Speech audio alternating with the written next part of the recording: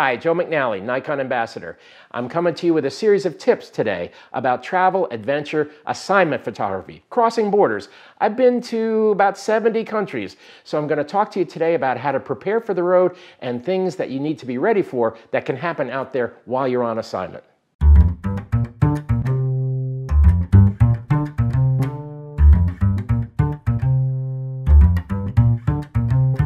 Tip 1. Getting prepared and packing to go out into the field. The one thing that we need when we go out there is space, and we also need to protect the gear. So one of the things I do is whenever I get a backpack or a roller, I take all the dividers out. I make it an empty space. We call them camera diapers, Velcro wraps, however you want to refer to it. And then I wrap my gear up carefully.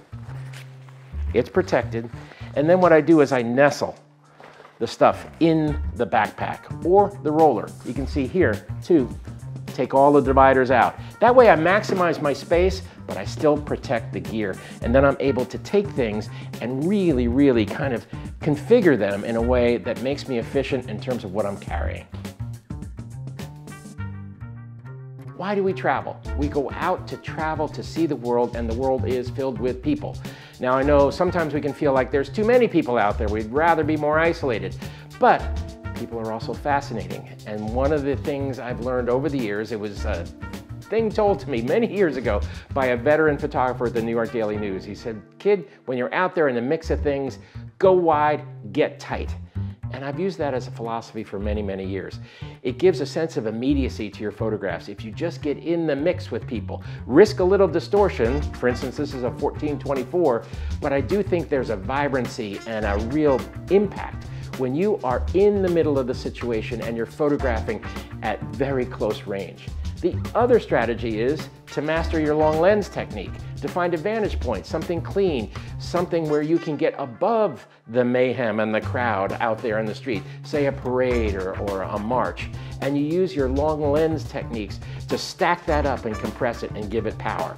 So when I'm out on the street, when I'm traveling on assignment, some sort of adventure I'm having out there, I automatically reach for real wide glass and long glass.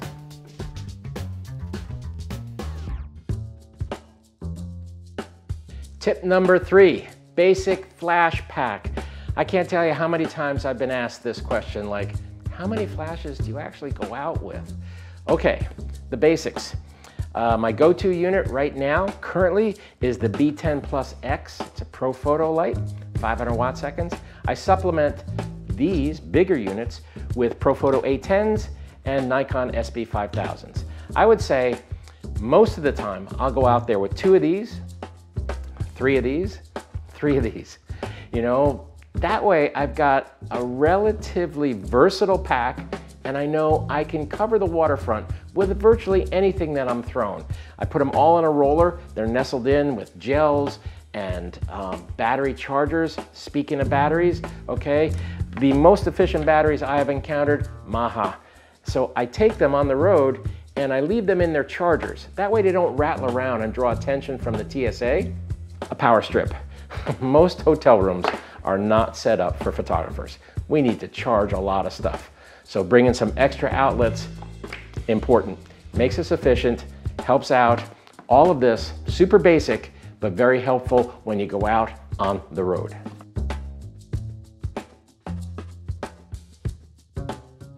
All right, tip number 4, pretty straightforward. Research your destination. Know where you're going.